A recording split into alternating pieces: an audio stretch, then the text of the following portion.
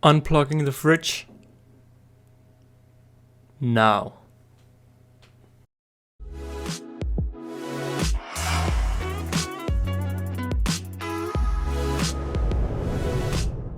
Hello everybody and welcome back to Ant Holleufer. Today we're looking at all my colonies I have and taking all of my colonies that are in hibernation out of hibernation. I should say that this video is recorded around 2 days after I initially unplugged the fridge, so therefore the colonies are still a bit in hibernation, but then again they are not in hibernation because they are out of hibernation.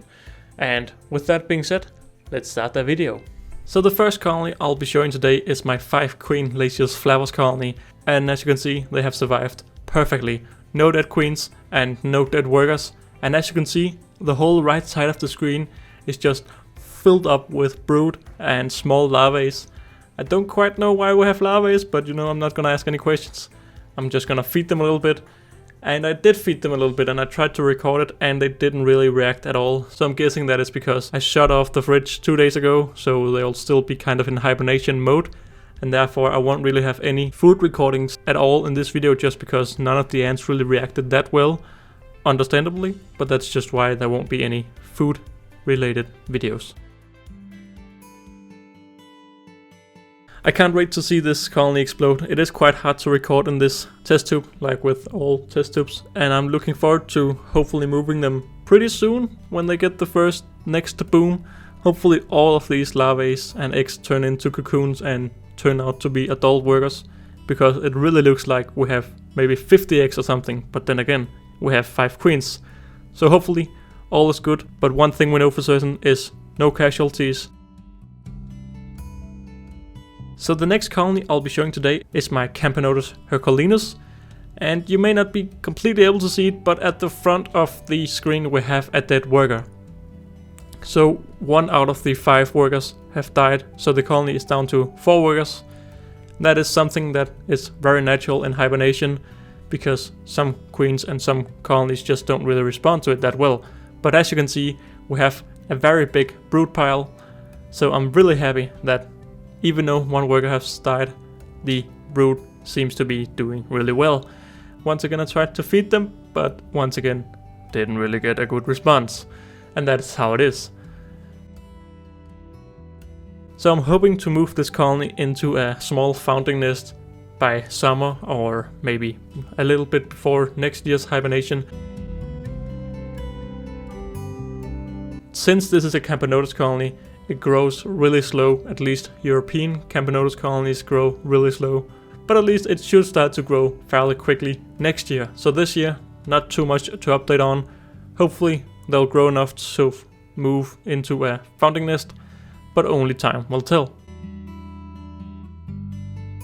In general, the queen seems healthy. She moves around, and I don't know if it's because we are at the end of hibernation, but they seem a lot more calm than last year when I tried to record them. Last year they would go completely crazy, and this year they seem a little bit more relaxed. But I think this is mainly just due to hibernation. So the next colony we're going to be looking at is the Lasiusniger Experiment, colony 3A. Just because I thought of including the 2 biggest colonies from the Lasiusniger experiments. I do have around 8 Lasiusniger colonies, but in this episode we're only going to be focusing on the 2 biggest, and that is the 3A colony with 3 queens. All have survived hibernation and all are seemingly healthy. Now from the side view you can see the queen in the middle is standing on a lot of brood. Can't say for sure how much there is. It looks like there's about half of what the Lasius flowers colony has, but that is still a really nice brood pile. You can also see when the workers are walking around that their stomach is full.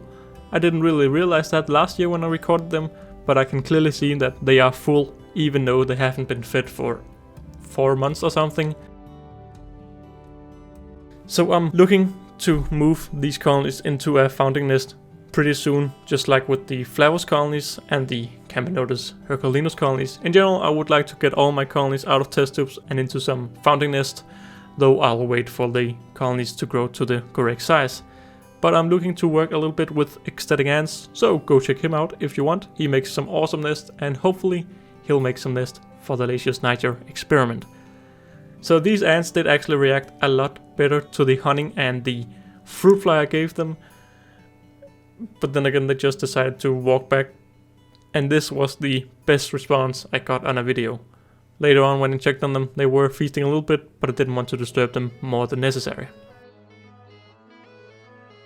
The next colony is 2B, and this is a 2-queen colony, or it was. Once again, this queen is from the Lasiusniger Experiment, and as you can see, she is doing really well. She has survived, and it seems like all of the workers have survived, and they have a really nice brood pile, where most of them are larvae.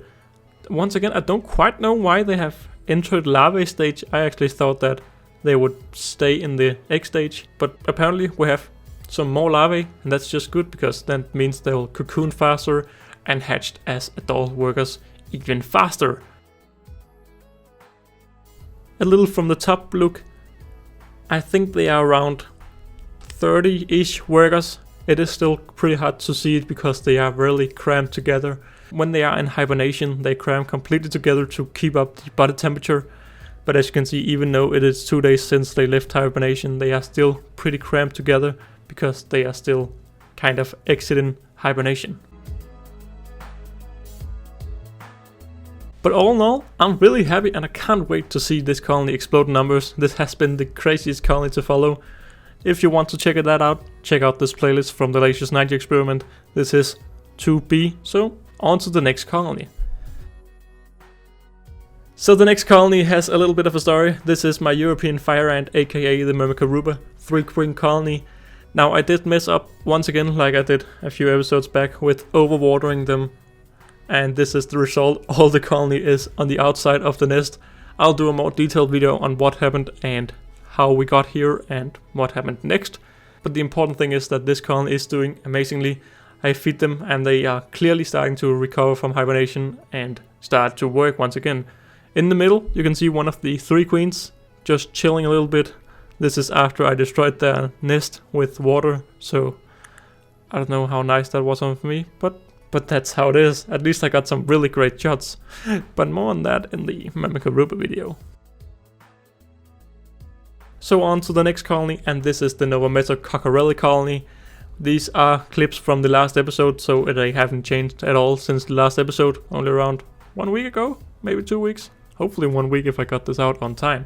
But this colony has been growing so nicely, not with the workers, but with the brood. And since this colony is really large, in size, not in numbers, it's very clear for me to watch the brood grow. And when I got them, these larvae were about half the size, so it's really nice that they are growing. I would really recommend you all check out last videos and the first video on these guys because they are truly amazing and I can't wait to record even more on them.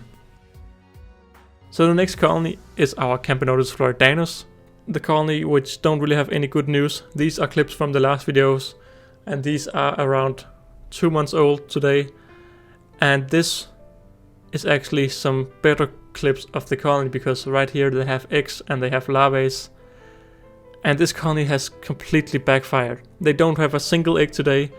Their social stomachs are all full. The queen's stomach is completely full, but they don't have any eggs. So I don't know why none of the brood has hatched into cocoons and hatched into workers.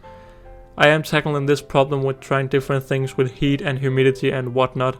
But the problem is with Camponotus Lacios and in Camponotus in general is they lay a batch of eggs and then they stop, and then they lay a batch of eggs and then they stop. So I don't quite know if they are okay now or if they have eaten the eggs they have laid. Only time will tell, but if anyone has any tips on them, please leave them in the comments below. They are in the correct heat, the correct humidity, without really any vibrations, and they are in dark, covered up by tinfoil and a red sheet. So I can't see anything that could be any difference. They get food 3 times a week, and they have honey water available, and they also get some protein jelly here and there. So yeah guys, that's been it for this video. If you know anything that may help with the Camponotus Lacios colony, please leave it in the comments below. And if not, that has been all my current colonies. I am still looking to get a Acromyrmex octoposus, aka a leafcutter ant, and maybe a Mesobarbarus, though that is not currently too sure. But I am currently waiting for a Fidolic colony, so that may be next week's video. But we'll just have to wait and see. And with that being said, don't forget to like and subscribe, and I'll see you in another video. Bye!